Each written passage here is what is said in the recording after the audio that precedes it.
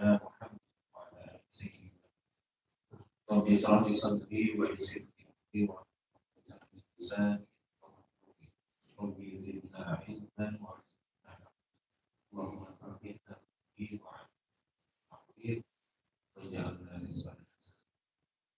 Allahumma inna nas'aluka imanan kamilan wa rizqan thayyiban wa 'amalan mutaqabbala. Alhamdulillah, syukurillah. Jadi semoga Allah Subhanahu wa taala segala nikmat dan limpahan karunia bagi kita semua. Baru saja kita menyelesaikan salat subuh berjamaah yang masuk oleh Ustaz Adani Siddiqi. Alhamdulillah, beliau sudah hadir di sini sejak tadi. Kita sholat subuh berjamaah. Mudah-mudahan semua amal ibadah kita yang baik amal baru saja kita lakukan diterima di Allah Subhanahu wa taala. Salawat dan salam kita sampaikan kepada Nabi Muhammad sallallahu alaihi wasallam serta keluarga sahabat. Bapak Ibu yang biasanya ada ibu-ibu baca ibu-ibu sedang mau jalan-jalan yang baik, kita doakan dan berikan keselamatan saja pergi dan selamat. Sebelum kita mulai, mari sama-sama kita bacakan sholat Fatihah. Kita mendoakan yang pertama mahasiswa jamaah Musola Nur yang sudah berrahmati Allah, dan juga saudara kita, sahabat keluarga kita semuanya yang sudah berpulang ke Allah. Kita doakan dan ampuni segala dosa dan kesalahannya, Allah terima semua amal ibadahnya di tempat yang sebaik-baiknya Allah Subhanahu wa taala. Kita doakan yang kedua jamaah kita yang saat ini sedang sakit, wabil khusus orang tua kita Bapak Haji Suhair yang saat ini sedang kurang sehat badannya. Mudah-mudahan Allah agar penyakitnya sehat badannya sehingga dapat kembali beraktivitas berjamaah lagi di musola. Kita doakan juga untuk keluarga kita semuanya yang saat ini sedang sakit, dan Allah segala penyakit sehatkan badannya sehingga dapat kembali beraktivitas sebagaimana biasa. Terakhir tentunya kita berdoa untuk kita semuanya yang sedang di sini, mudah-mudahan Allah menjaga kesehatan kita dan sakit Allah memberikan kesembuhan sehingga kita dapat memaksimalkan segala amal ibadah sholat yang bisa kita lakukan dan amal-amal kebaikan dengan maksimal. Mari sama-sama kita baca surat Al-Fatihah dan Nabi Salihah ila Rasulullah sallallahu alaihi wasallam. Al-Fatihah. A'udzubillahi minasyaitonir rajim. Bismillahirrahmanirrahim. Alhamdulillahi rabbil alamin. Ya Rabbana ista'in. Shallallahu alaihi wasallam.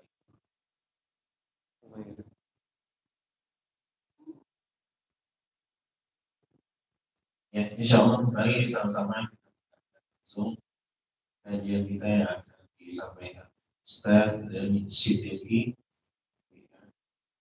Bila beliau berkenan hadir di musola kita ini,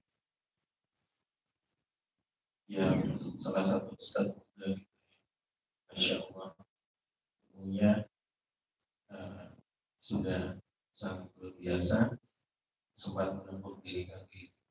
Mari sama-sama dan mau izah hasan dan sampaikan Ustaz ada di sini.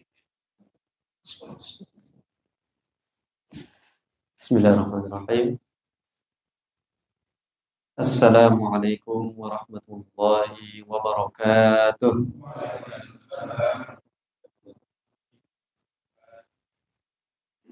Rabbi shrah li sadri wa yassir li amri wahlul 'uqdatam min lisani yafqahu qawli. Allahumma shalli wa sallim ala sayyidina Muhammad wa ala alihi wa sahbihi wa sallim tasliman katsiran. Alhamdulillah jamaah yang dimuliakan Allah Subhanahu wa taala. Bapak sehat ya? Alhamdulillah insyaallah. Sebelumnya mungkin kita perkenalan singkat ya. Nama Adani Al-Siddiqi. Dipanggil Siddiq. Siddiq. Siddiq itu artinya orang yang terpercaya, orang yang banyak jujurnya. Ya, itu doa orang tua untuk kami agar selalu jujur dalam perkataan, perbuatan, kapanpun dan dimanapun. Ada yang disebut sodik. Kalau sodik itu orang yang jujur, tapi kadang-kadang bohong. Gitu. Tapi di atas sodik ada siddiq, yaitu orang yang selalu jujur. Karena itu Abu Bakar diberi laqab siddiq, karena selalu jujur, berani berkata jujur ketika yang lain mengingkari peristiwa apa, Pak? Isra Mi'raj, beliau yang berani percaya dengan kejadian tersebut ya, dan meyakinkan orang-orang yang ada saat itu. Alhamdulillah merupakan sebuah kemuliaan saya untuk bisa hadir di musola ini pertama kali ya, pertama kali lewat, pertama kali masuk juga. Alhamdulillah mapnya pas tadi ya sampai sini, dan bertemu dengan jamaah Allah. Insya Allah. Apa nama musola ini, Pak? An-Nur. An-Nur banyak juga ya. Ada An-Nur, di sana ada An-Nur, di Masjid An-Nur. Ya, An-Nur itu artinya apa? Cahaya. Cahaya itu kita butuhkan dalam kehidupan. Saya kajian ini butuh cahaya, Pak. Kita butuh cahaya. Pertama kali ini ada cahaya, ada lampu seperti ini kan. Kita di masjid ini butuh cahaya. Kita hidup di dunia itu butuh cahaya. Yang dengan cahaya ini kita bisa berjalan di jalannya. Yang dengan cahaya ini juga kita bisa sampai ke tempat tujuan kita. Itu di dunia, Pak. Apalagi di akhirat. Di akhirat tentu kita lebih butuh dengan cahaya tersebut. Yang dengan cahaya itu saat kita berada di padang mahsyar, saat itu sangat berat dan sangat sulit. Nah, dengan cahaya itu Allah ringankan. Saat as-sirat al-mustaqim, kita meniti jalan dari ujung ke ujung. Kalau selamat, alhamdulillah. Kalau tidak selamat, na'udzubillah. Supaya selamat kita butuh yang namanya cahaya. Di antara ikhtiar kita untuk mendapatkan cahaya di hari kiamat nanti, di akhirat nanti, adalah dengan hadirnya kita di musola ini melaksanakan kewajiban kita sholat subuh berjamaah. Yang gelap-gelap kita datang di saat orang lain sedang tidur, isya juga sama. Itu adalah modal kita, ikhtiar kita untuk bisa mendapatkan cahaya Allah Subhanahu wa ta'ala. Jamaah yang dimuliakan Allah Subhanahu wa ta'ala, tema kita pada hari ini adalah tafsir ya, dan tadabbur suratil Fatihah. Betul ya? Jadi ada dua istilah nih, Mbak. Ada tafsir dan tadabbur. Apa beda kedua istilah ini? Kita mungkin sering mendengar istilah tafsir, betul ya? Tafsir itu adalah upaya seseorang untuk mengupas dan mengungkap makna-makna yang ada di dalam Al-Quran atau di dalam ayat Al-Quran. Jadi kalau Bapak melihat ada sebuah buku tafsir, misalnya tafsir Ibn Katsir, tafsir At-Tabari, tafsir apa lagi, Pak? Al-Qurtubi, Al-Jalalain, dan sebagainya. Artinya misalnya tafsir Ibnu Katsir, Al-Imam Ibnu Katsir, beliau dengan kemampuan yang telah Allah berikan, berusaha untuk mengupas kandungan-kandungan ayat, mengupas makna-makna yang ada di dalam ayat Al-Quran. Dari mulai Al-Fatihah, dikupas satu persatu. Oh, ini maknanya itu. Ada hadis yang terkait dengan ini, disampaikan, ditulis, itu seperti itu. Dan orang yang boleh menafsirkan adalah orang yang memiliki kemampuan. Tidak sembarang orang bisa menafsirkan Al-Quran. Di antara kemampuannya adalah bisa bahasa Arab, ya, kemudian mengerti ayat-ayat hukum yang ada di dalam Al-Quran. Karena tidak semua ayat Al-Quran ada ayat hukumnya. Ada ayat tentang kisah, ada ayat tentang sosial. Tidak semua ayat hukum. Seorang yang ingin menafsirkan Al-Quran, khususnya untuk mengupas kandungan-kandungan hukum yang ada di dalamnya, maka dia harus yang punya kemampuan. Nggak semua orang bisa. Ya, kita sudah belajar Timur Tengah bahasa Arab, sudah belajar ini dan itu, belum tentu kita layak untuk menafsirkan Al-Quran. Makanya kita hanya menukil saja. Oh, dari tafsir ini, dari tafsir itu. Kemudian kita kembangkan sesuai dengan realitas kehidupan kita. Ada istilah berikutnya, Pak, yaitu tadabbur. Kira-kira asing nggak istilah tadabbur ini? Sebagian mungkin masih asing. Ya, kalau tafsir sudah menjamur. Tadabbur itu adalah upaya seseorang untuk mengambil hikmah dan pelajaran yang ada di ayat Al-Quran. Setelah ahli tafsir, imam-imam tadi, Pak, Ibnu Katsir, Imam Al-Qurtubi, Imam At-Tabari, Al-Imam Jalaluddin As-Suyuti, Al-Imam Jalaluddin Al-Mahalli dalam tafsir beliau Al-Jalalain sudah menafsirkan Al-Quran dari mulai Al-Fatihah sampai An-Nas. Nah, kita sebagai seorang muslim membaca tafsir tersebut lalu mengambil hikmah dan pelajaran untuk kehidupan kita, itulah yang disebut dengan tadabbur. Dan tadabbur adalah kewajiban setiap muslim dan muslim. Kita sudah baca tafsir, oh kandungannya seperti ini. Apa pelajaran yang bisa kita ambil, yang bisa kita terapkan dalam kehidupan kita. Dan harus kita terapkan. Karena Al-Quran adalah hudan linnas, petunjuk bagi segenap manusia. Kalau kita baca Al-Baqarah ayat 2, apa bunyinya, Pak? Dzalikal kitabu la raiba fihi hudan lil muttaqin. Inilah Al-Quran, itulah Al-Quran yang tidak ada keraguan di dalamnya, sebagai petunjuk bagi orang yang bertakwa.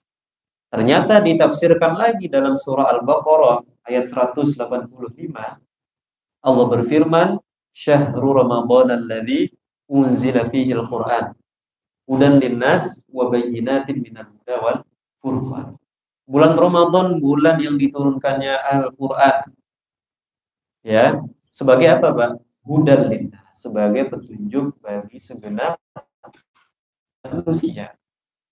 Jadi ternyata kunci keselamatan hidup seseorang, muslim maupun non-muslim, adalah dengan berpegang teguh terhadap ajaran Al-Quran. Nah, di hari ini, insya Allah, dengan izin Allah, kita akan sama-sama mengupas sedikit kandungan yang ada pada suratul Fatihah. Al-Fatihah. Kenapa disebut Al-Fatihah? Karena dia pembuka. Jadi Al-Fatihah itu secara bahasa adalah pembuka.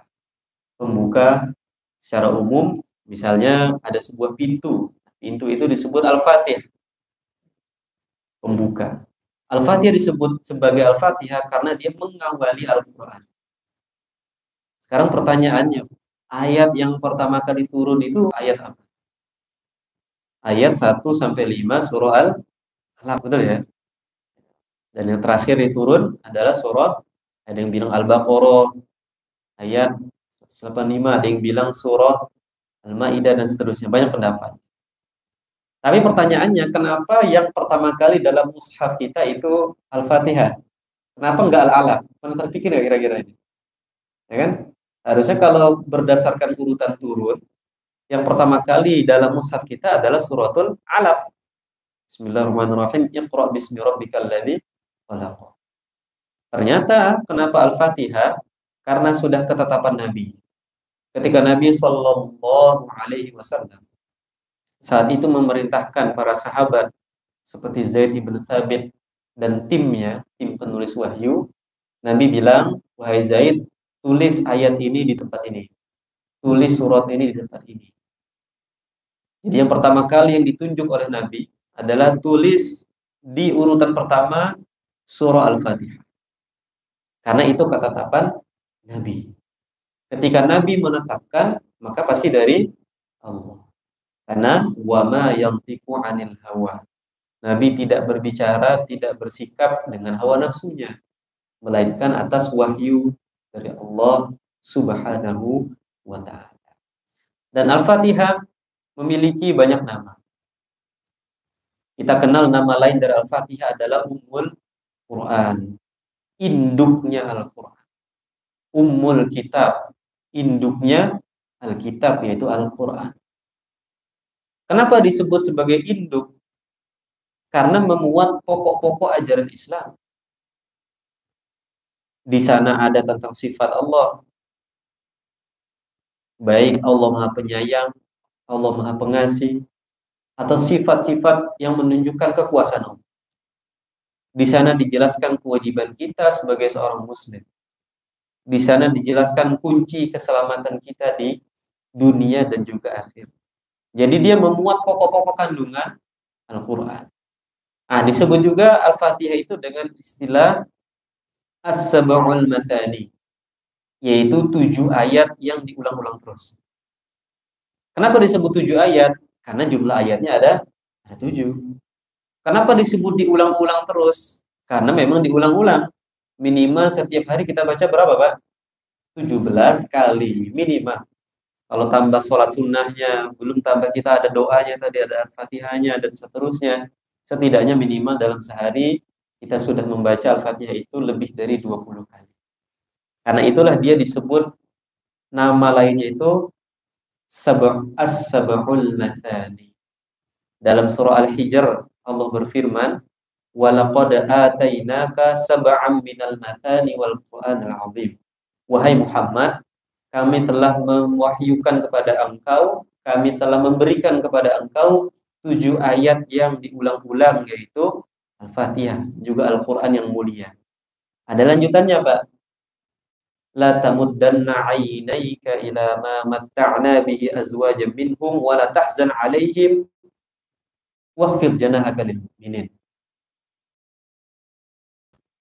Dengan karunia yang telah engkau jangan merasa sedih ketika melihat sebagian orang-orang saat itu Allah bukakan pintu rezekinya di dunia. Dan ini tujuannya adalah kepada Nabi. Tentu ketika Allah bicara kepada Nabi, tujuannya juga kepada kaum muslimin saat itu, sekarang, dan yang akan datang. Jadi Al-Fatihah merupakan karunia terbesar yang Allah berikan kepada Rasulullah SAW dan umat.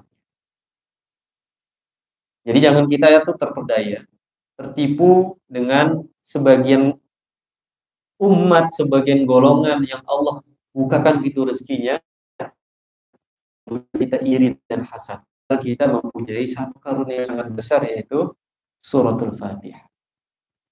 Dan jumlah ayatnya berapa, Pak? 7 ayat.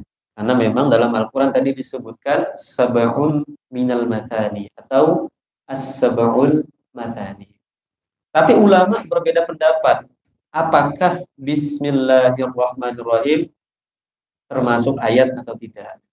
Saya rasa ini sudah maklum ya, sudah maklum di kita bahwa perbedaan yang ada itu bukan perbedaan antar ormas, Pak, tapi antar mazhab.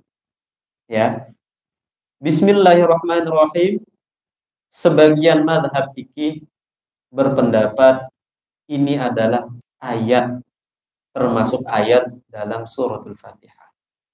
Di antaranya Al-Imam Asy-Syafi'i berpendapat bahwa Bismillahirrahmanirrahim ayat. Artinya ayat pertamanya apa? Bismillahirrahmanirrahim. Ayat kedua Alhamdulillahirabbil alamin, dan seterusnya sebagaimana yang kita kenal. Karena itu konsekuensinya adalah wajib dibaca saat sholat. Mau dibacanya jahar seperti kita tadi sholat subuh, artinya bismillahnya itu kedengaran, atau dibaca sir. Sir itu yang dengar cuma kita, lirih bahasanya. Jadi pas saya misalnya Allahu Akbar, Bismillahirrahmanirrahim, baru Alhamdulillahirabbil alamin, Tapi intinya harus dibaca saat sholat. Baik saya imam, makmum, sholat sendiri berjamaah, sholat sunnah maupun sholat wajib harus dibaca. Konsekuensinya seperti itu. Dan 7 ayat. Ulama lain berpendapat bahwa Bismillahirrahmanirrahim tidak termasuk ayat Al-Fatihah. Imam Malik contohnya. Kalau kita ke negara Afrika, itu nggak ada Bismillahirrahmanirrahim. Imam Ahmad juga sama. Jadi ayat pertamanya adalah Alhamdulillahirabbil alamin. Berarti 6 ayat dong. 7. Mana 7-nya, Pak? Alhamdulillahirabbil alamin. Ar-Rahmanir-Rahim. Maliki yaumiddin. Iyyaka na'budu wa iyyaka nasta'in. Ihdinas siratal mustaqim. 5 ya. Siratal ladzina an'amta 'alaihim. 6. Ghairil maghdubi 'alaihim waladdallin. 7. Semuanya 7. Semua mazhab sepakat Al-Fatihah 7 ayat. Tapi mereka berbeda pendapat apakah Bismillahirrahmanirrahim termasuk ayat atau tidak. Kok bisa beda pendapat? Karena mereka sholat belakang Nabi, kadang Nabi pakai Bismillahirrahmanirrahim dengan jelas. Kadang Nabi langsung Alhamdulillahirabbil alamin. Beda-beda, ini mana yang benar? Dua-duanya benar.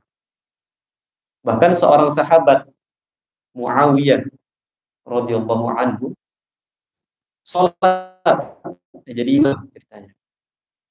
Allahu Akbar, langsung Alhamdulillahirabbil alamin. Sama sahabat di belakang diprotes. Kami waktu sholat sama Nabi, Bismillahnya ada. Kenapa engkau tadi langsung Alhamdulillahirabbil alamin? Karena diprotes, akhirnya pas jadi imam di sholat berikutnya pakai Bismillahirrahmanirrahim. Ketika melihat hadis ini, maka harus kita komparasikan dengan hadis yang lain. Harus kita bandingkan, Pak. Oh, hadisnya sahih, betul. Oh, hadisnya hasan. Tapi ada hadis lain seolah dia kontradiksi. Seolah dia bertentangan, berlawanan. Kita yang tidak punya ilmu untuk menggabungkan kedua hadis itu, mending kita ikut yang sudah jadi saja. Kita ikut apakah itu madhab Syafi'i yang memang basmalah dijaharkan, atau kita ikut madhab Maliki, madhab Hambali yang memang basmalah tidak dijaharkan, bahkan tidak termasuk ayat dalam Al-Fatihah. Itu pilihan. Kecuali kita punya ilmu, kita belajar ilmu hadis, kita bisa menggabungkan tuh, Pak. Ada hadis ini, Nabi melakukan ini. Di hadis lain, Nabi nggak melakukan ini. Kita ada ilmunya, nah, boleh kita punya pendapat sendiri. Tapi ulama-ulama sebelum kita sudah berpendapat dan banyak sekali. Ulama-ulama pendahulu kita yang keilmuannya lebih mantap, lebih kuat, sudah melakukan itu, sudah melakukan riset itu. Daripada kita buang-buang waktu, kita pakai yang sudah jadi saja. Dan sekali lagi, perbedaan yang ada bukan karena ormas A, ormas B, enggak. Tapi karena madhab. Dan madhab ini sudah bertahan ribuan tahun, khususnya madhab yang 4 ini, dan sampai sekarang kokoh. Bapak tahu kalau dulu itu madhab tidak hanya 4, ada banyak. Madhab Sufyan bin Uyainah. Kalau sekarang kita 4 kan? Satu apa? Hanafi, dari yang mulai yang paling tua dulu. Kedua madhab Maliki. Ketiga madhab Syafi'i. Keempat madhab Hambali. Dulu madhab Al-Qurtubi, Al-Qabari, madhab Sufyan bin Uyainah, madhab Sufyan Al-Thawri, madhab Al-Zahiri, banyak. Tapi yang bertahan itu artinya dilanjutkan oleh murid-muridnya, dilanjutkan terus, itu cuma 4 ini. Sisanya ada kecil-kecil, seperti madhab Al-Zahiri, masih ada sampai sekarang. Atau madhab Al-Ibadi di Oman, masih ada, tapi kecil-kecil. Tapi yang bertahan sampai sekarang 4 madhab, dan yang paling banyak adalah madhab, kira-kira apa, Pak? Paling banyak di dunia ini, di umat Islam, madhab apa kira-kira? Hanafi. Cina itu Hanafi, Pak. Asia Tengah itu Hanafi. Bapak tahu India itu kan berapa jumlah umat Islamnya kan? Ya kan, berapa jumlah penduduknya? Belum Pakistan, belum yang lainnya kan? Itu semuanya Hanafi. Cina, Eropa, Amerika Serikat dan seterusnya itu Hanafi. Jadi paling banyak memang mazhab Hanafi. Wallahu a'lam, karena memang para imam atau para ustadz-ustadz yang mazhab Hanafi banyak berdakwah ke tempat-tempat ini. Ya, sehingga mereka secara otomatis menjadi mazhab Hanafi. Ayat yang pertama, Bismillahirrahmanirrahim. Saya mungkin akan bacakan, Bapak boleh menirukan bacaan saya, kemudian baru kita kupas satu persatu. Begitu nggak apa-apa ya?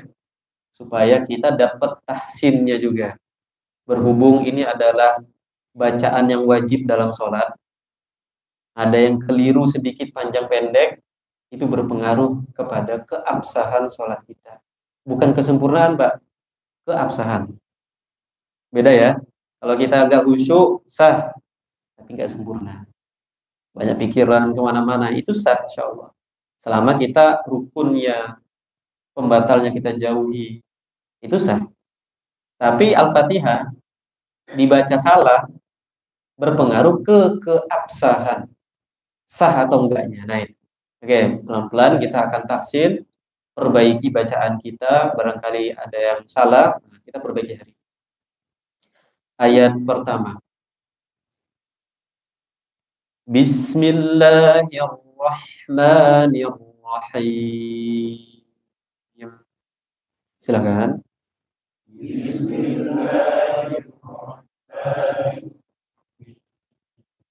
Alhamdulillah. Ya. Dengan menyebut nama Allah yang Maha Pengasih lagi Maha Penyayang. Bismillahirrahmanirrahim. Dalam sebuah hadis dijelaskan, Rasulullah Shallallahu Alaihi Wasallam bersabda, setiap perkara, atau saya bahasakan setiap kegiatan yang tidak dimulai dengan Bismillahirrahmanirrahim, maka aktivitas kegiatan tersebut seperti hewan yang cacat. Hewan yang cacat itu misalnya kakinya pendek sebelah, misalnya apalagi bulunya ada yang rontok, ada yang botak. Dia memang hewan, Pak. Hewan bisa jalan, bisa aktivitas, tapi nggak sempurna. Jadi Nabi membuat permisalan. Setiap perkara yang kita lakukan, nggak kita mulai dengan basmalah, dengan Bismillahirrahmanirrahim, maka perbuatan kita, aktivitas kita itu selesai, tapi barokahnya hilang. Seperti hewan yang cacat. Padahal yang kita inginkan ketika melaksanakan sebuah aktivitas adalah keberkahannya, betul kan? Contoh kita di majelis ini. Mungkin majelisnya akan selesai dalam setengah jam, kurang lebih setengah jam ke depan, mungkin akan selesai. Tapi kalau tidak kita mulai dengan basmalah, tidak kita awali dengan Bismillahirrahmanirrahim, maka keberkahannya hilang. Kalau keberkahannya hilang, maka amal tersebut sulit kita amalkan. Ilmu tersebut sulit kita amalkan. Kalau keberkahannya hilang, manfaatnya hanya terasa untuk kita saja. Terasa untuk orang lain, tapi hanya saat itu saja. Jadi Bapak, kita semua, Bapak Ibu dimulakan Allah, memulai aktivitas, apalagi aktivitas tersebut mempunyai nilai dalam agama kita, maka mulailah dengan Bismillahirrahmanirrahim. Kita mau jalan, Pak, mulai Bismillah. Kita mau naik motor, Bismillahirrahmanirrahim. Syukur-syukur ada Bismillahirrahmanirrahim. La haula wala quwwata. Mau berdiri, Bismillahirrahmanirrahim. Apalagi mau makan, apalagi mau minum. Setiap perkara yang ada nilainya dalam syariat, maka awalilah dengan basmalah. Tujuannya satu, Pak, supaya aktivitas kita itu berkah. Kalau aktivitas berkah, kalau kita makan contohnya, makan tanpa basmalah, makan nggak tuh? Disebut makan? Makan. Kenyang.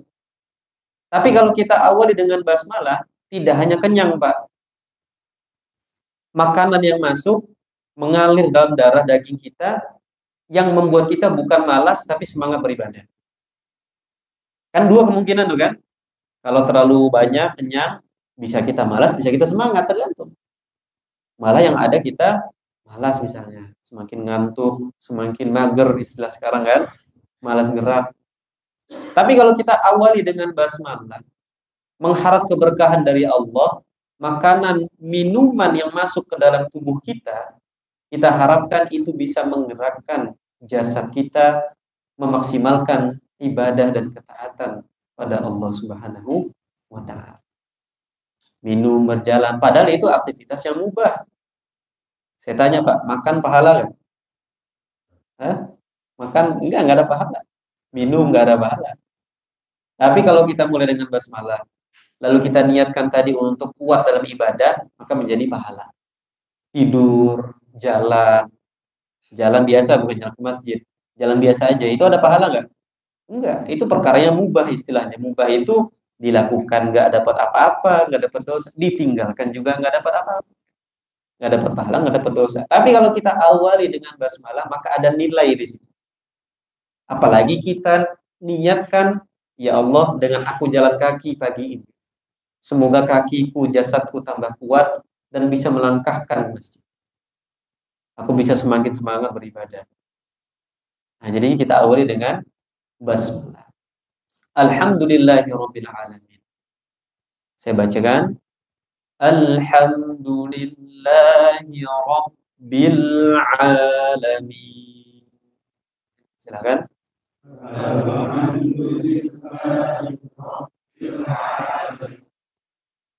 Ainnya, Pak.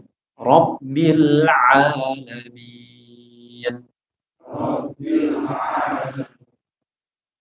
Tuhan semesta alam. Kalau dibaca alamin, Tuhan orang-orang yang sakit. Nah, itu artinya berbeda. Segala puji bagi Allah, Tuhan semesta alam. Allah berhak mendapatkan segala bentuk puji-pujian. Ya. Yang puji-pujian tersebut kita sampaikan kepada Allah Subhanahu wa Ta'ala, baik Allah memberikan kita kenikmatan yang membuat kita senang ataupun tidak. Dalam setiap keadaan Allah berhak mendapatkan segala puji-pujian. Karena adanya kita di dunia ini, bisa bernafas, bisa melangkah, yang terkadang nikmat ini kita lewati, kita lebih fokus kepada nikmat yang sifatnya materi. Tapi ketika Allah sudah menakdirkan kita saat di perut ibu kita, Allah takdirkan kita untuk hidup, maka dari situlah Allah berhak mendapatkan segala bentuk puji-pujian. Baik kita memuji dengan lisan, Mbak, dengan zikir. Baik kita memuji dengan tangan, dengan kaki kita, dengan aktivitas yang baik, dengan ibadah. Segala bentuk puji-pujian tersebut hanyalah milik Allah Subhanahu wa Ta'ala. Baik kita merasakan, oh ternyata dapat nikmat hari ini nih. Atau kita secara pemahaman kita yang sifatnya adalah fisik saja, sifatnya yang nampak saja, ternyata hari ini biasa-biasa aja. Tapi ternyata ada nikmat yang lebih dari itu, yaitu nikmat kehidupan, maka dengan itulah Allah berhak mendapatkan segala bentuk puji-pujian. Rabbil alamin. Allah adalah Rabbul alamin. Apa yang dimaksud dengan al-alamin? Kita mungkin tahu terjemahannya alam semesta, betul ya? Al-alamin ditafsirkan oleh ulama segala hal selain Allah. Manusia di dalam, hewan, jin, tumbuh-tumbuhan, galaksi, segala sesuatu selain Allah disebutkan oleh para ulama ahli tafsir adalah al-alamin. Karena itu Allah disifati di ayat kedua ini dengan Rabbil alamin, Tuhan semesta alam. Sekarang saya tanya Pak, Rob itu ada istilah lain selain Rob? Apa kira-kira Pak? Tuhan, ilah. Betul kan? Kita syahadat kan? La ilaha, la tidak ilaha. Tuhan, tidak ada Tuhan. Tapi kenapa dalam ayat 2 ini Allah tidak menggunakan kata ilah? Padahal arti secara nampak sama. Alhamdulillahi ilahil alamin contohnya. Tapi Allah menggunakan redaksi Rabbil alamin. Ternyata ada perbedaannya. Ilah itu adalah Tuhan yang berhak disembah. Artinya kita kepada Allah, betul kan? Peran kita, kewajiban kita sebagai seorang manusia kepada Tuhan kita adalah menyembahnya. Sedangkan Rob itu diartikan sebagai satu penjaga, pemelihara. Apalagi Rob itu merawat. Al-alamin, Tuhan yang menjaga, Tuhan yang memelihara, Tuhan yang merawat alam semesta ini. Ketika kering, Allah turunkan hujan. Ketika sudah tandus, Allah tumbuhkan tanaman. Ketika sudah panas, kan bisa sebelum hujan panas tuh, ya kan? Turun hujan. Itu adalah bentuk tanggung jawab Allah sebagai Rabbul Alamin, pemelihara alam semesta. Nanti Rob itu akar katanya akan meluas, Pak. Ada tarbiyah. Kan tarbiyah, Rob itu satu itu. Tarbiyah itu kan kita mendidik, memelihara dan seterusnya. Nah, apa hikmah yang bisa kita ambil dari Rabbul Alamin ini?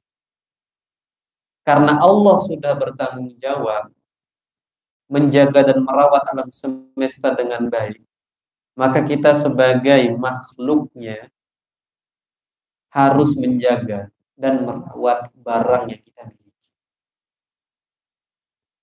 Kita dititipkan Allah barang apapun itu, Pak. Saya HP misalnya. Alhamdulillah kita punya handphone yang kita gunakan untuk kebaikan-kebaikan. Maka ini harus kita jaga. Dengan apa? Ya kita jaga, kita gunakan sesuai fungsinya. Kalau sambil dicas, ya dicas, jangan sambil dimainin misalnya. Atau kita belikan casingnya, atau kita pasangkan tempered glass-nya supaya kalau jatuh jaga-jaga layarnya aman. Karena kalau layarnya kena, berapa itu minimal ganti kan? Ratusan ribu, 1 juta.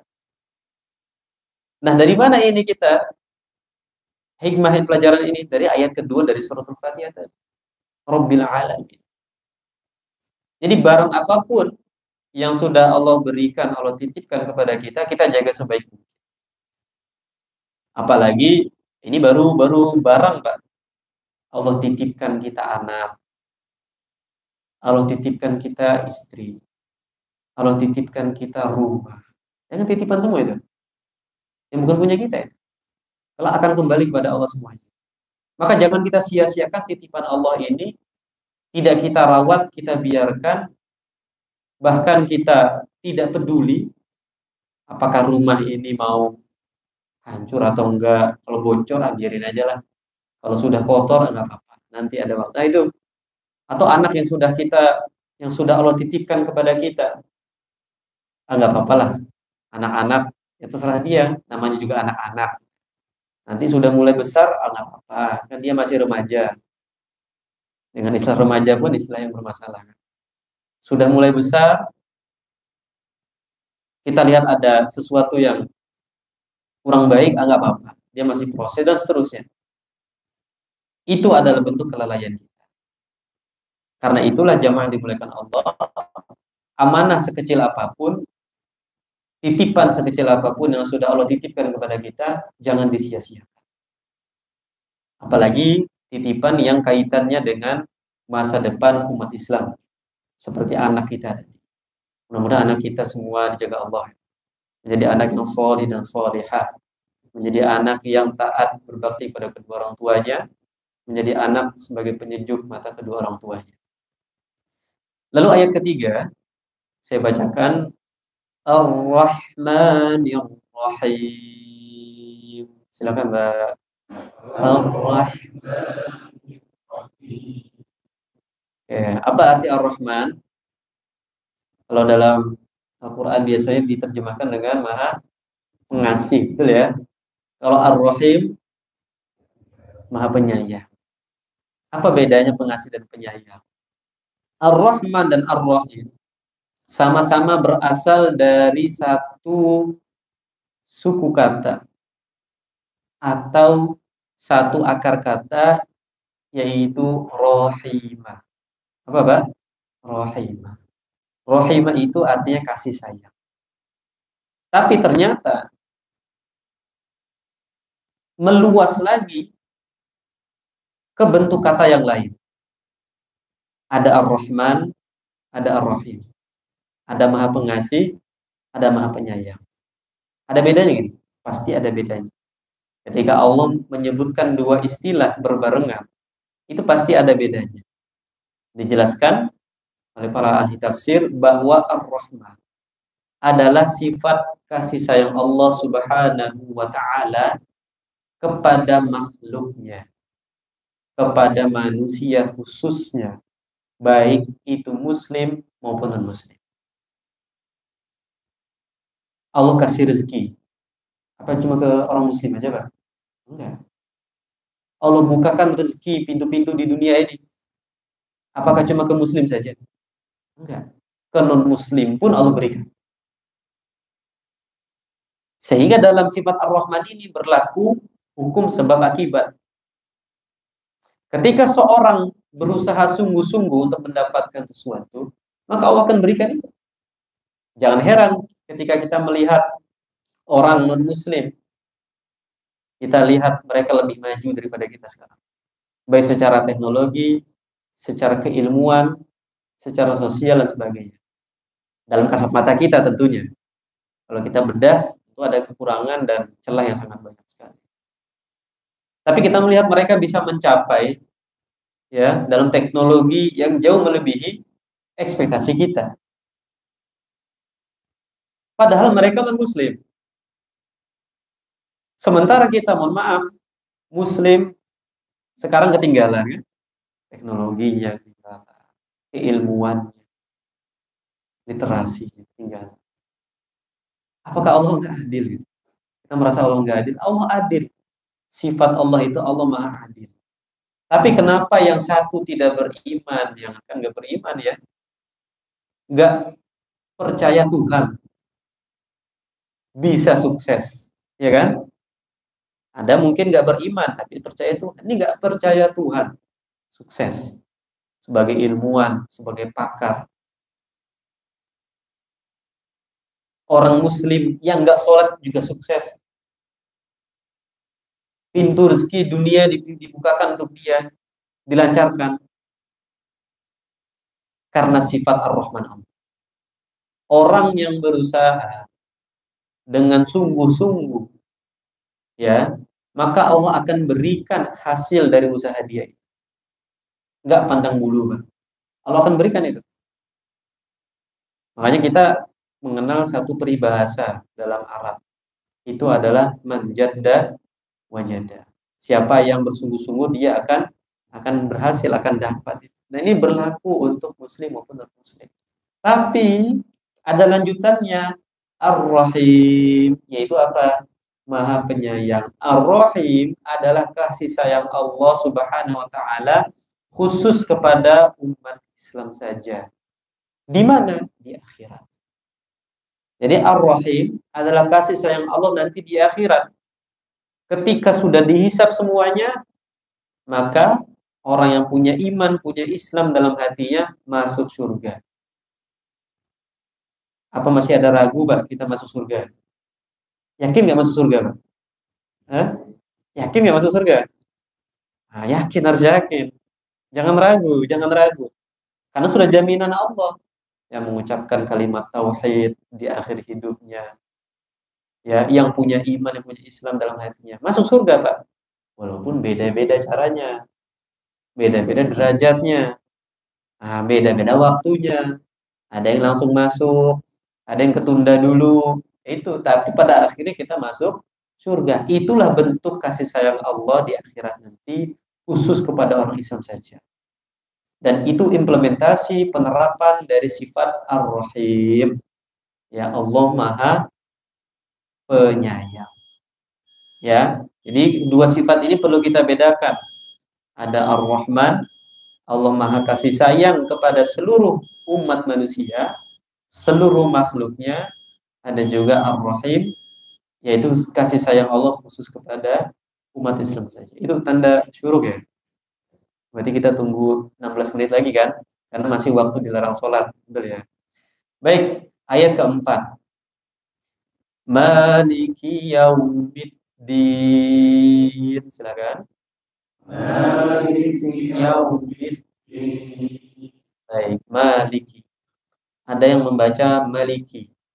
Boleh. Ya, jadi dalam bacaan Al-Quran itu ada banyak cara. Tapi yang sudah pakem dalam keseharian kita adalah ma-nya panjang. Bapak kalau mau baca ma-nya pendek, harus sepaket dengan bacaan yang lainnya. Jadi nggak boleh potong-potong, Pak. Walaupun itu benar. Walaupun Maliki Yaumiddin itu benar, bacaan yang benar dari Nabi. Karena riwayatnya ada, tapi harus sepaket dengan 7 ayat ini. Artinya satu madhab sepaket. Nah, kebetulan madhab bacaan kita di Indonesia itu adalah Imam Hafiz. Kalau madhab fikihnya apa? Syafi'i, madhab bacaan Al-Qur'annya Imam Hafiz. Bacaan itu kita sebut dengan qiraat. Nah, madhab qiraatnya adalah Imam Hafiz. Imam Hafiz bacanya tadi Maliki Yaumiddin. Maliki, penguasa. Yaumiddin, hari pembalasan. Ya, penguasa hari pembalasan. Apa itu hari pembalasan? Hari akhir. Kenapa Allah sebutkan Maliki Yaumiddin, Allah sebagai penguasa? Karena di akhirat nanti seseorang tidak bisa memberikan manfaat kepada orang lain. Dia fokus dengan nasib dia, dengan tujuan akhir dia. Yauma la yanfa'u malun wala banun, kata Allah. Pada hari itu harta kita, anak-anak kita nggak ada manfaatnya. Kecuali illa man atallaha biqalbin salim. Kecuali orang yang datang dengan hati yang bersih, tidak ada dendam, tidak ada rasa hasad kepada saudaranya. Jadi semua saat itu fokus, apakah saya ini selamat atau enggak. Dalam juz 30 itu Allah berfirman apa? Likulli imri'in yauma idzin sya'nu yughni. Setiap orang saat itu memiliki urusan yang menyibukkannya. Kita dikumpulkan di padang mahsyar tadi nanti tanpa sehelai pakaian yang menutupi tubuh kita. Tapi uniknya kita nggak peduli dengan itu.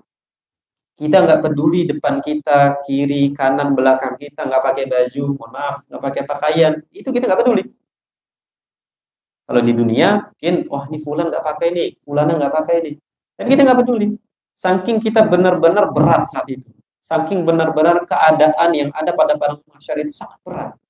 Panasnya iya, galaunya kita iya. Nanti kita nerima catatan amal dari sebelah kanan apa sebelah kiri nih. Kalau kanan berarti selamat kan? Kalau kiri berarti sengsara. Itu dalam pikiran kita.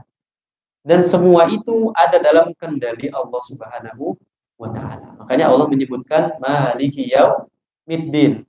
Allah berhak memberi syafaat melalui makhluk-makhluknya. Orang yang hafal Quran bisa ngasih syafaat, pertolongan kepada keluarganya. Nabi Muhammad SAW bisa memberikan syafaat kepada umatnya. Dan beberapa orang teman yang baik, Pak, itu bisa nolong temannya. 2 orang sama-sama ngaji nih, sama-sama sholat jamaah. Satu tiba-tiba hilang. Kemana nih? Ternyata ada di neraka. Teman yang masuk surganya ngadu. Mana teman saya? Oh, ada di sana di neraka. Gimana? Itu samperin dia, ajak dia, tarik dia ke surga. Itu dengan izin Allah bisa. Jadi Bapak ingat nih wajah-wajah kita semua di sini, ya.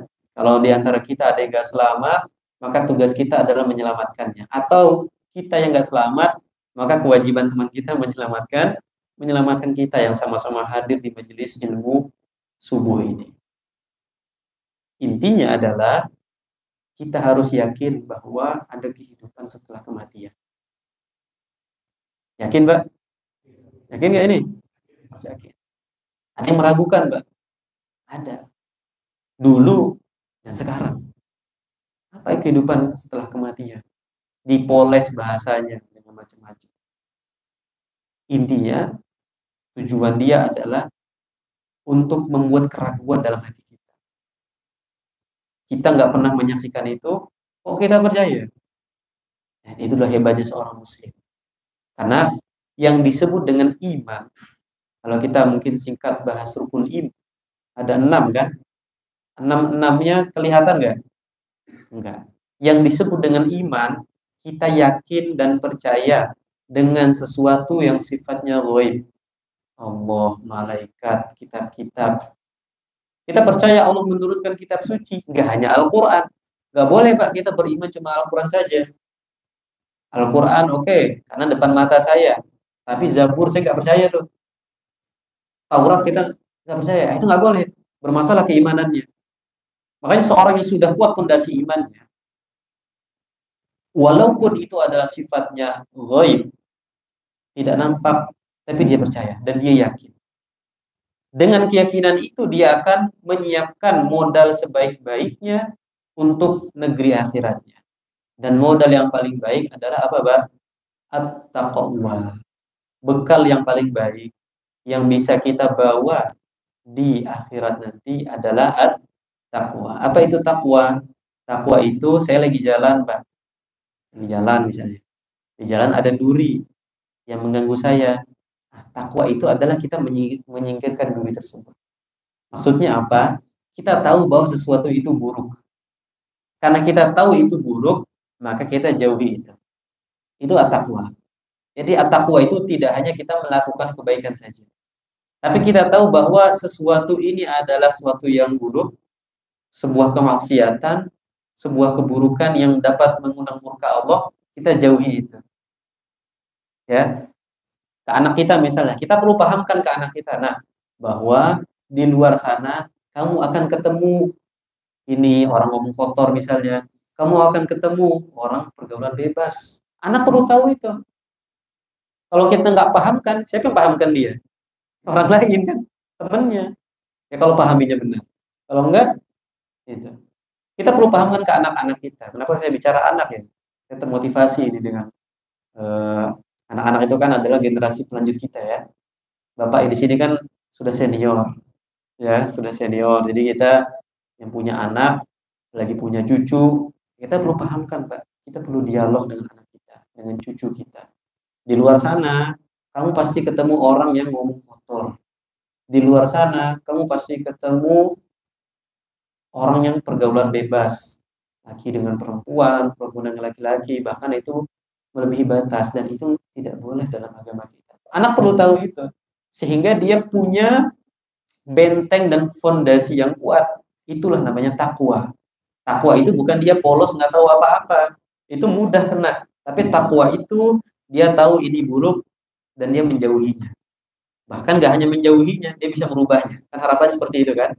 Ayat yang tadi kita baca di rakaat pertama surat subuh, wal takum minkum ummatuy yad'una ilal khair wa ya'murun bil ma'ruf wa yanhauna 'anil munkar. Hendaklah di antara kalian adalah sekelompok orang yang mengajak kepada kebaikan, amar ma'ruf, nahi munkar. Oh, mungkin belum sampai tahapan nahi munkar, nggak apa-apa, amar ma'ruf dulu. Tapi orang bisa amar ma'ruf ketika dia tahu bahwa ini sesuatu yang baik dan tidak baik. Jadi perlu kita pahamkan ke anak-anak kita, ke cucu-cucu kita, bahwa sesuatu ini nggak baik.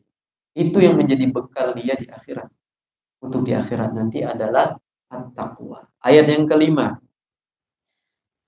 Iyyaka na'budu wa iyyaka nasta'in. Silakan. Iyyaka na'budu wa iyyaka nasta'in. Iyanya ada tasydid, Pak ya. Harus ditekan. Artinya hanya kepada Engkau lah.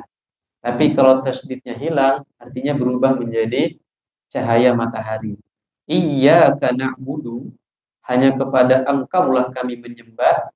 Kalau kita hilangi tasydid pada ya-nya, iyyaka na'budu, kami menyembah kepada cahaya matahari. Na'udzubillah. Ya, itu bacaan berpengaruh kepada arti dan berpengaruh kepada keabsahan sholat kita. Hanya kepada Engkau lah kami menyembah. Kenapa didahulukan iyyaka? Padahal bisa saja kita balik. Na'budu iyyaka. Kami menyembah hanya kepada Engkau. Nyambung nggak kira-kira ini? Kan iyyaka itu hanya kepada Engkau. Engkaunya Allah kan? Na'budu, kami menyembah. Jadi kalau kita bahasa secara literal ya, hanya kepada Engkau lah ya Allah kami menyembah. Padahal bisa saja Allah balik kan? Secara arti bisa saja betul. Na'budu iyyaka. Kami menyembah hanya kepada Engkau. Wa nasta'inu iyyaka. Dan kami meminta tolong hanya kepada Engkau. Bisa seperti itu kan? Secara susunan kan? Ternyata ada rahasianya, Pak. Kenapa didahulukan iyyaka dan kenapa didahulukan iyyaka pada nasta'in? Karena ibadah dan meminta pertolongan satu-satunya hanya kepada Allah. Itu rahasianya. Ketika na'budu iyyaka, kami menyembahnya kepada Engkau, ada peluang menyembah ke selain Allah. Wa nasta'inu iyyaka, dan kami memohon pertolongan hanya kepada Engkau, ada peluang orang bisa minta tolong kepada selain Allah Subhanahu wa taala. Itu rahasianya. Jadi dalam bahasa Arab itu ada yang dikenal dengan ilmul balaghah. Pernah dengar Pak balaghah ya? Jadi balaghah itu satu cabang ilmu dalam bahasa Arab yang membahas tentang keindahan satu buah kata, kalimat, paragraf, dan seterusnya. Termasuk tadi, kenapa ini didahulukan iyyaka, kenapa na'budunya diakhirkan, itu dalam ilmu dibahas. Ternyata rahasianya adalah ibadah, kemudian memohon pertolongan, hanya tertuju kepada Allah Subhanahu wa ta'ala. Oke, ibadah. Apa isi ibadah? Kalau saya sebut ibadah, dalam pikiran kita kira-kira apa? Sholat, zakat, puasa, itu aja kan? Oke, perlu kita definisikan, Pak. Karena dalam memahami sebuah ungkapan, sebuah kata, itu harus berdasarkan definisi atau pengertian yang tepat. Supaya kita sepakat ini. Nah, ibadah itu apa? Definisi ibadah kata ulama adalah ismun jami'un likulli ma yuhibbuhullahu wa yardah min qaulin wa amalin zahir wa batin. Setiap perkara yang Allah cintai. Saya ulangi, setiap perkara, setiap sesuatu yang Allah cintai dan Allah ridhoi, baik itu perkataan maupun perbuatan, baik itu yang sifatnya zahir yang nampak ataupun yang batin yang tidak nampak. Berarti kalau kita merujuk ke definisi ini, ibadah tidak terbatas kepada ibadah ritual saja. Setiap perkara yang kita niatkan untuk Allah, yang kita niatkan untuk meraih cinta dan ridha Allah, baik itu dengan lisan kita atau dengan perbuatan kita, maka itu adalah ibadah. Tentunya ketika ibadah itu bernilai kebaikan dan kita mendapatkan pahala dari Allah Subhanahu wa taala. Nyambung ke pembahasan kita yang pertama tadi, Pak. Makan misalnya kan? Itu makan itu bukan ibadah itu. Makan itu perkara mubah. Minum juga mubah. Jalan, lari juga mubah. Tapi kalau kita niatkan untuk Allah, kita niatkan untuk semangat menjalankan kebaikan yang lainnya, maka itu menjadi ibadah. Ya. Jadi ibadah itu maknanya luas. Tidak hanya ibadah ritual yang sudah ada tata caranya, sudah ada ruku, sudah ada sujud, kalau puasa sudah ada ketentuannya, pembatalan-pembatalan, enggak. Ternyata ibadah itu luas. Makanya ibadah itu ada ibadah yang ritual, ibadah sosial, ya kan? Itu luas sekali. Wa nasta'in wa iyyaka nasta'in, dan hanya kepada Engkaulah kami memohon pertolongan. Oke, sekarang kita uji. Kita minta tolong sama orang, boleh nggak? Boleh. Tapi di ayat ini nggak boleh. Gimana itu? Kita memahaminya. Boleh kita minta tolong pada orang lain, boleh kita minta kesembuhan, ya orang lain menyembuhkan. Tapi hakikatnya Allah yang menyembuhkan kita. Hakikatnya Allah lah yang sudah menggerakkan hati dia untuk bisa menolong kita. Kalau Allah tidak gerakkan hati dia, maka dia nggak nolong kita. Berapa banyak kita kesulitan, teman kita nggak peduli, mohon maaf tetangga juga nggak peduli, karena Allah belum gerakkan hatinya. Karena itu ketika kita merasakan itu, jangan kita buru-buru nuduh sana sini, minta tolonglah kepada zat yang maha menolong itu. Allah akan gerakan itu semua. Tiba-tiba datang satu dua orang inisiatif, nggak tahu, kita nggak pernah minta, tiba-tiba orang datang menawarkan, bahkan kita nggak pernah minta itu. Dan Allah sudah berikan cara-caranya. Setidaknya ada dua, Pak. Dalam surah Al-Baqarah ayat 45. Allah berfirman, wasta'inu bis-sabri was-shalah. Minta tolonglah kalian kalau ada masalah, lagi ada problem, ada persoalan, ya. Mungkin di keluarga kita, kerjaan kita, maka Allah kasih tipsnya, Pak. Wasta'inu bis-sabri was-shalah. Minta tolonglah kepada Allah dengan satu sabar, dua sholat. Kenapa sabar? Karena memang harus sabar. Karena nggak ada gunanya kita marah. Satu sabar. Orang yang sabar, dompetnya lebar, kata orang gitu. Orang yang sabar, pahalanya akan besar. Dan pahalanya tidak terbatas. Yang kedua, kenapa sholat? Karena dengan kita sholat, hati akan tenang. Pikiran akan rileks, akan nyaman. Ketika sudah nyaman, kita akan mudah mencari solusi.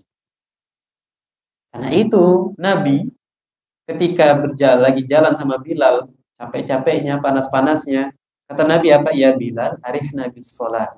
Istirahat dulu yuk dengan sholat. Nah, dengan tidur dengan sholat. Dengan sholat. Kan gitu kan? Kenapa? Ketika capek, dalam pikiran, bukan tidur dulu. Sholat. Kita sholat, tenang hatinya, tenang pikirannya. Kalau udah tenang hati pikiran, kira-kira enak kan kita kan? Kita mau aktivitas. Makanya saya teringat ceramah Ustadz Hadi Hidayat hafizahullah taala, ya. Beliau berpesan kepada setiap ayah, setiap kepala keluarga yang punya kewajiban mencari nafkah di luar, di tempat kerja, sebelum pulang ke rumah. Mungkin Bapak ada yang nonton videonya juga itu. Sebelum pulang ke rumah, artinya setelah pulang kerja, sebelum sampai ke rumah, mampir dulu di masjid, di musola atau di masjid. Ngapain? Sholat 2 rakaat. Sholat apa? Ya sholat sunnah. Ya kalau sholatnya pas lagi ada hajat, ya sholat hajat namanya. Kalau nggak ada apa-apa, ya sholat sunnah mutlak, sholat sunnah biasa. Kenapa? Karena aura yang kita bawa ke rumah itu bukan aura kerjaan lagi, bukan aura kantor lagi, tapi aura sholat. Ini sangat, Masya Allah, saya pas nonton video itu, kita pulang kerja itu kan pasti ada tuh, masih ada lah ya. Masih ada, mungkin di kantornya masalah, beban kerjanya, pasti ada. Belum kalau kerjaannya dilanjut di rumahnya.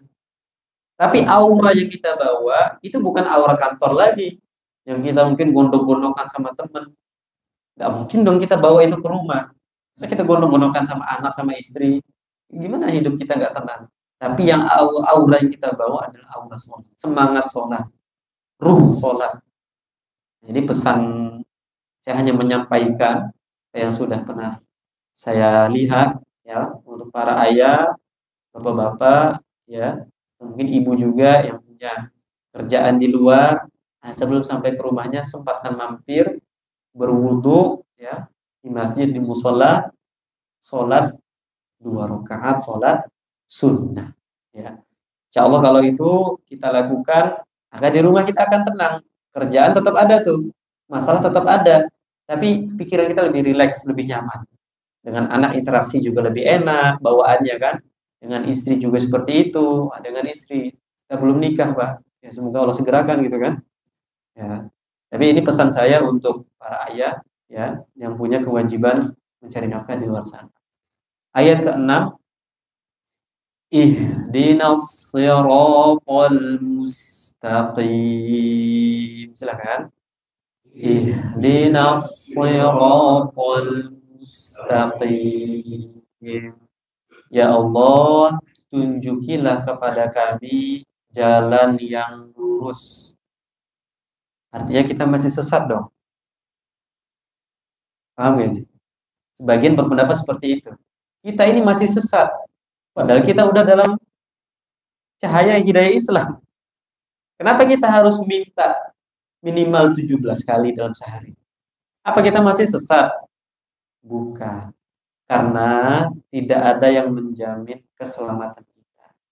Hidayah itu milik Allah. Orang pada akhir hidupnya dia Islam, ternyata akhir hidupnya apa? Murtad. Ada seperti itu? Banyak, bukan ada lagi. Tapi ada orang seumur hidupnya benci sama Islam. Di akhir hayatnya dapat hidayah. Ada? Banyak juga. Dapat hidayah di akhir. Kejahatan dia dulu kosong, dari nol lagi. Pas banget, itu ajal dia. Nah itu kan rezeki dia. Supaya Allah tetapkan keteguhan hati kita dalam Islam. Karena itulah kita membaca ihdinas siratal mustaqim. Tapi kita dalam keyakinan bahwa kita ini selamat. Kita sudah dalam gerbong Islam. Kita akan selamat di akhirat. Itu keyakinan kita, Pak. Jangan kita ragu. Jangan saya masih sesat ini. Lah ente sesat, ente sholat. Sesat. Yakin bahwa kita ini memang selamat, insya Allah. Kita dalam hidayah. Dalam hidayah Islam, hidayah iman. Dan itu nikmat yang paling berharga. Kita dilahirkan dari keluarga yang muslim, dari seorang ibu yang muslimah. Itu hidayah. Tapi supaya kita tetap istiqomah, konsisten, tetap teguh, sabat ya, tetap teguh dalam hidayah yang sudah Allah berikan ini, maka itulah perlu kita kuatkan hati kita dengan bacaan ihdinas siratal mustaqim. Paham ya kurang lebih? Ya. Ini bukan kita sesat, tapi kita meminta keteguhan dari Allah. Karena tidak ada yang menjamin akhir hidup kita. Akhir hidup seseorang biasanya ditentukan dengan kehidupan dia. Hidupnya baik, insya Allah akhirnya baik. Biasanya seperti itu.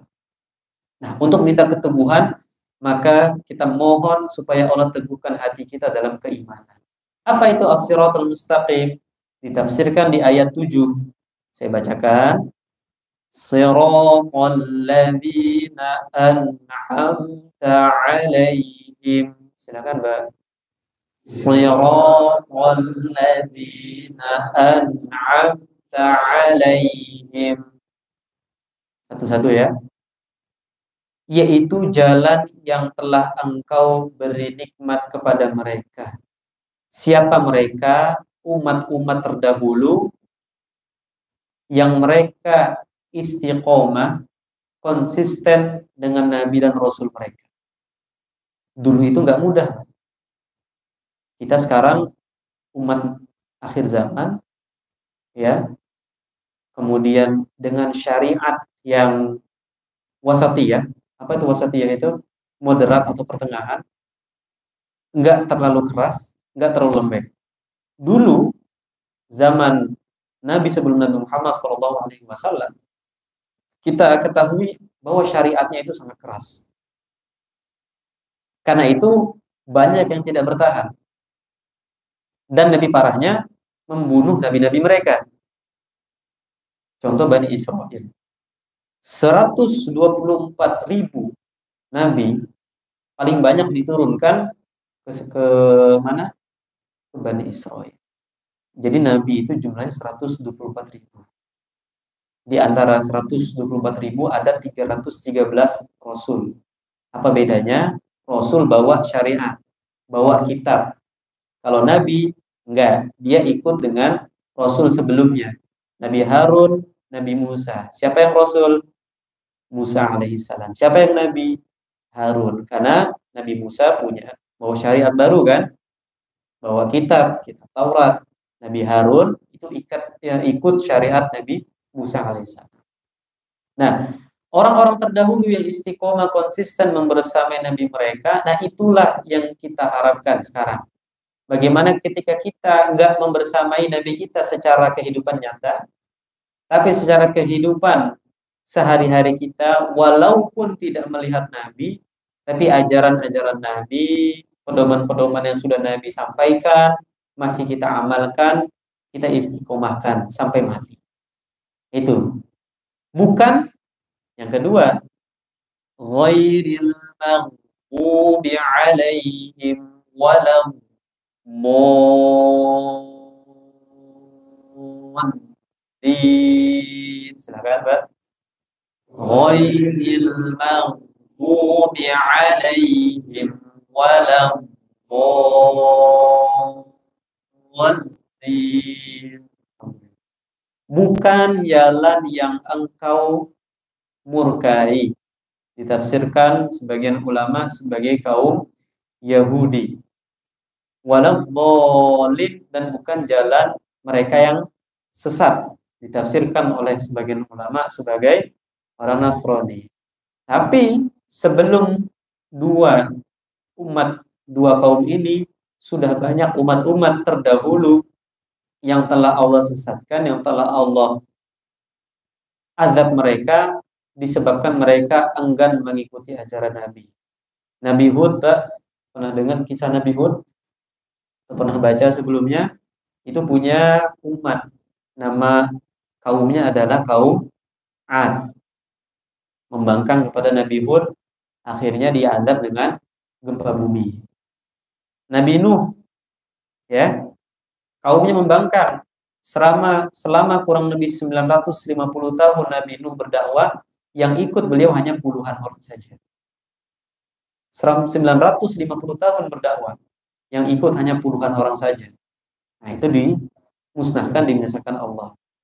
Nabi Syuaib itu dua kaumnya, Pak. Ada kaum Madian dan Ashabul Aikah. Sama, dua-duanya menentang Nabi Syuaib. Diadab sama Allah dengan gempa bumi. Setelah gempa bumi, dengan awan yang panas. Dari awan tersebut keluar petir yang menyambar mereka. Nabi siapa lagi, Pak? Nabi Lut alaihissalam. Kaum Nabi Lut namanya apa? Kaum Sodom, kan? Kaum Sodom. Diadab karena kemaksiatan yang mereka lakukan. Apa adab mereka? Adabnya apa? Dibalikkan buminya. Di bawah, yang bawah jadi ke atas, yang atas jadi ke bawah. Tapi umat akhir zaman, ini keistimewaan umat Rasulullah itu adalah azab kita ditunda. Iya, azab kita ditunda. Ada hadisnya itu. Jadi keistimewaan umat Nabi Muhammad SAW itu azabnya ditunda. Selama dalam surah Al-A'raf Allah berfirman, "Wa ma kana Allahu liyu'adzibahum wa anta fihim." Allah tidak akan mengadab mereka selama engkau masih berada di antara mereka. Sekarang Nabi bersama kita, kan? Secara fisik enggak. Secara fisik, tapi Nabi membersamai kita. Buktinya ketika kita sholawat, malaikat yang mendengar, lapor kepada Nabi, wahai Nabi, hari ini jam sekian Fulan bin Fulan, disebutkan nama bapak kita. Benar, Fulan bin Fulan menyampaikan sholawat dan salam kepadamu. Nabi menjawab enggak? Menjawab. Dengan apa? Sampaikan salamku kepadanya juga. Percaya nggak kita dengan itu, Pak? Harus percaya. Itu iman namanya. Nabi memang secara fisik tidak hidup, tapi secara spiritual, secara ruh masih membersamai kita. Dan sudah jaminan Allah, Allah tidak mengadab selama engkau berada di antara mereka. wa ma kana Allahu mu'adzibahum wa hum yastaghfirun, dan Allah tidak mengadab mereka selama mereka beristighfar. Jadi keistimewaan umat Nabi, azabnya ditunda sampai dia sadar. Bayangkan dengan umat terdahulu, Pak, itu nggak ditunda, kontan itu. Nabi Soleh, untanya dibunuh, itu kontan azabnya langsung turun. Nabi Syuaib diancam dibunuh, kontan juga. Tapi umat Rasulullah, umat akhir zaman, azabnya ditunda sampai dia diberikan peluang untuk taubat, sampai dia sadar. Nggak sadar pun masih bisa hidup menikmati dunia. Ya, jadi karena mungkin terbesit di pikiran kita tuh orang di luar sana maksiatnya parah itu. Ya, judi iya, zina iya, mabuk iya. Kok Allah nggak azab mereka? Nah, Allah memberikan mereka kesempatan untuk taubat. Jadi kita jangan sampai berprasangka buruk pada Allah. Wah, itu dibiarkan, Allah nggak adil, itu bahaya. Itu dosa besar kita ketika berprasangka buruk kepada Allah. Itu dosa besar. Jadi Allah Maha Adil.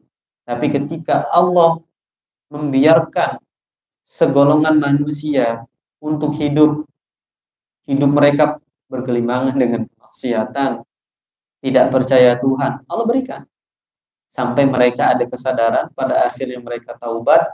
Ketika mereka taubat, dapat hidayah, mereka selamat. Dan kita yang sudah istiqomah, jangan terperdaya dengan mereka. Nah, saya hidup gini-gini aja gitu kan, rezeki gini-gini aja. Saya sholat 5 waktu. Sholat itu bukan buat kaya, Pak. Sholat itu kewajiban kita. Ini yang perlu kita sampaikan ke orang-orang. Kamu kalau sholat, insya Allah rezeki akan lancar. Dia sholat, rezeki nggak lancar-lancar. Ternyata dia salah memaknai makna rezeki. Bukan hanya materi kan, bagaimana hati dia tenang, keluarganya rukun, hartanya berkah. Akhirnya dia nggak sholat lagi. Kenapa? Sama aja sholat nggak sholat. Seret juga ini. Di kantor masalah juga. Sama aja, mending saya nggak sholat. Tuh orang-orang banyak nggak sholat tuh sukses juga. Nah itu kan, hati-hati. Sholat itu kewajiban, Pak. Bukan buat kaya. Sholat itu kewajiban. Sebagaimana menutup aurat itu, laki-laki maupun perempuan adalah kewajiban. Kewajiban. Tapi yakinlah orang yang sholat, hatinya akan tenang. Boleh uangnya banyak, boleh hartanya banyak, hatinya nggak tenang. Nikmat nggak? Nah, bahkan nikmat kesehatannya dicabut sama Allah. Banyak uangnya. Buat apa itu kira-kira? Itu kan?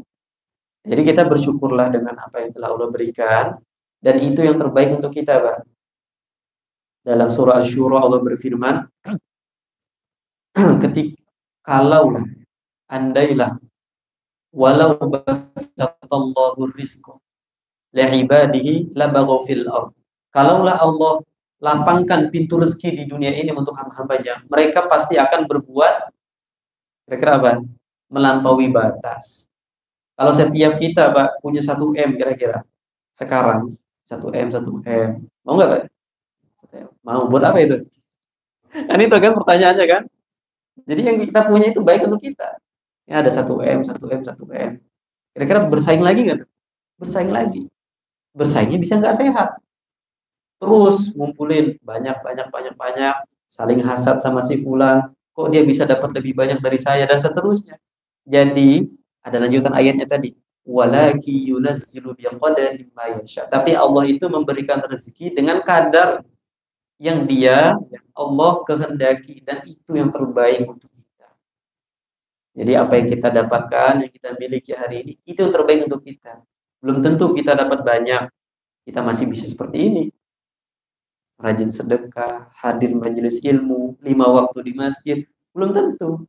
Sebaliknya yang sudah Allah berikan harta yang lebih, nah itulah dia manfaatkan harta tersebut untuk kebaikan, untuk kemaslahatan umat Islam. Wallahu a'lam bishawab. Mudah-mudahan bermanfaat. Hari ini kita sudah setidaknya tahsin ya, memperbaiki bacaan kita. Kita sudah juga mengupas sedikit ya. Sebenarnya sangat banyak, sangat luas sekali. Al-Quran adalah lautan, tidak ada habisnya. Mudah-mudahan dengan sedikit ilmu yang kami dapatkan, kita bisa saling berbagi. Ya, ini bermanfaat, berkah, dan bisa kita amalkan dalam kehidupan sehari-hari. Wallahul muwaffiq ila aqwamit thoriq. Billahi taufiq wal hidayah. Waridha wal inayah. Assalamualaikum warahmatullahi wabarakatuh. Alhamdulillah, adanya syirik. Dan semua yang sudah kita dengarkan, kita terima, kita Bapak Ibu yang dirahmati Allah, waktunya sudah jam 6. Ya, biasa kita sesi tanya jawab. Kalau ada yang mau satu saja, untuk apa namanya menjalankan agendanya saja, biar ada yang ingin bertanya satu saja, Pak. Ada yang mau bertanya? Kalau enggak kita tutup. Ada yang mau bertanya? Kesempatan? Oh, Pak Haji, silakan. Iya, Pak. Apa ya, Pak? Iya, enggak.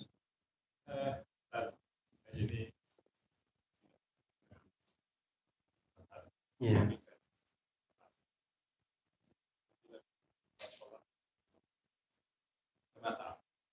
Iya. Ada dua hal yang kita langsung keluar melewati jam sholat, resikonya ya. Atau kita tunda sholat kita diem, terus setelah salam baru kita keluar nah, tentunya tidak melalui orang-orang yang sholat tadi. Nah, masalahnya kalau sholat Jumat, kalau sholat Jumat kan kita nggak dapat Jumatnya. itu aja tak. Ya, insyaallah ya. Jawabannya yang pertama tadi. Jawabannya pertama. Nah, ya. Jadi kalau batal anjuran Nabi, jalan boleh melewati orang yang sholat, pengecualian. Jadi itu keadaan yang dikecualikan. Kan kita asalnya nggak boleh, kan? Asalnya nggak boleh. Bahkan kalau kita sebagai orang yang sholat, kita halangi orang melewati kita, kan? Pengecualiannya adalah ketika kita batal sholat dan mengharuskan untuk melewati mereka. Kecuali ada jalan yang memang kita bisa lurus tuh, ya kan ya, bisa lurus, nggak melewati orang sholat itu lebih baik. Tapi andai melewati pun nggak masalah. Selain itu juga Pak, kita jalannya sambil nutup hidung. Nah, itu kenapa kira-kira? Supaya orang-orang itu nggak curiga dengan kita. Ini orang batal kenapa ya? Nah, itu kan. Misal karena kentut, kenapa? Pokoknya kita tutup hidung anjurannya. Mungkin kita mimisan atau apa, anjurannya seperti itu. Ya, jadi nggak hanya kita lewat-lewat aja nih, kenapa ya? Anjurannya adalah ditutup hidungnya, kita melewati orang yang sholat, wudhu, melanjutkan sholat jamaahnya. Apalagi sholat Jumat. Sholat Jumat itu kan harus berjamaah. Nggak bisa sholat Jumat sendiri, Pak. Nggak bisa. Minimal berapa orang? 40 dalam madzhab Syafi'i. 40-nya sama khotib ya? Sama khotib, ya jelas. Sama imam. Nah, ini ada teka-teki fikih, Pak, sedikit ya. Sholat Jumatnya nggak sah karena ada satu orang yang sujudnya lama. Contoh, di sholat Jumat, imamnya udah salam tuh, salam. Jamaahnya udah salam, udah doa, udah sholat ba'diyah, pulang ke rumah. Kecuali ada satu orang ini, dia masih sujud. Boleh nggak? Masih sujud. Padahal jamaah udah keluar. Boleh. Selama dia nggak ketinggalan imam, kan nggak ketinggalan kan? Nggak ketinggalan 3 rukun. Ini bahasa fikih lagi nih. Intinya boleh lah. Ya, boleh dia sujud lama, dia doa 1 jam sujud. Masih sah sholat Jumatnya. Pas mau tahiyat kentut dia. Dia orang yang ke-40 karena dia kentut, jadi 39 orang ya kan. Nah, itu. Tapi insya Allah nggak terjadi lah di sini. Itu beneran tuh. Itu secara hukum benar. Tapi saya ragu juga ya, insya Allah nggak terjadi. Wallahu a'lam. Sama-sama. Tutup saja ya Pak, insya Allah. Sebelum saya tutup, sebelum nanti ditutup oleh Ustaz doa yang terakhir, kami mengucapkan jazakumullah khairan kepada Bapak Ibu semua yang sudah hadir di kajian kali ini. Insya Allah pekan yang akan datang akan disampaikan oleh ahli, Ustaz ahlinya sendiri. Insyaallah. Insyaallah kita semua diberikan Allah kesehatan yang sempurna, takwa kepadanya sehingga kita bisa kembali hadir dan berjamaah setiap harinya. Amin. Bapak Ibu yang rahmatullah juga kami ucapkan kehadiran kepada Bapak Ibu semua jamaah yang sudah banyak kontribusi setiap kegiatan kita, baik yang harian, bulan, dan sebagainya, bahkan yang sudah mempersiapkan semuanya di kegiatan-kegiatan kita, khususnya di kajian kita setiap Sabtu pagi. Ya. Kemudian yang sudah menyiapkan Mbak Wawan dan keluarga, yang sudah menyiapkan tidak hanya membantu saudara keberkahan yang ini. Mari sama-sama kita tutup kajian kita hari ini dengan doa yang Bismillahirrahmanirrahim. Jemaah melakukan Allah, semua kita bermunajat kepada Allah Subhanahu wa taala. Mohon ampun pada Allah. Istighfar, astagfirullahaladzim. Astagfirullahaladzim, astagfirullahaladzim, astagfirullahaladzim, astagfirullahaladzim, wa atubu ilaih. A'udzu billahi minasyaitonir rajim. Bismillahirrahmanirrahim. Alhamdulillahi rabbil alamin. Hamdash syakirin, hamdan na'imin. حمدا يوافي نعمه ويكافئ مزيدا.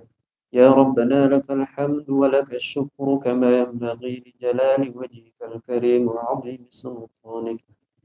اللهم صل على سيدنا محمد وعلى آله وصحبه وسلم. ربنا اغفر لنا ذنوبنا ولوالدينا وارحمهم كما ربونا صغارا. اللهم نسألك حسن الخاتمة ونعوذ بك من شر العاقبة وسوء الخاتمة. اللهم انفعنا بما علمتنا وعلمنا ما ينفعنا وزدنا علما. ربنا هب لنا من أزواجنا وذرياتنا قرة أعين واجعلنا للمتقين إماما. ربنا آتنا في الدنيا حسنة وفي الآخرة حسنة وقنا عذاب النار. سبحان ربك رب العزة عما يصفون وسلام على المرسلين والحمد لله رب العالمين.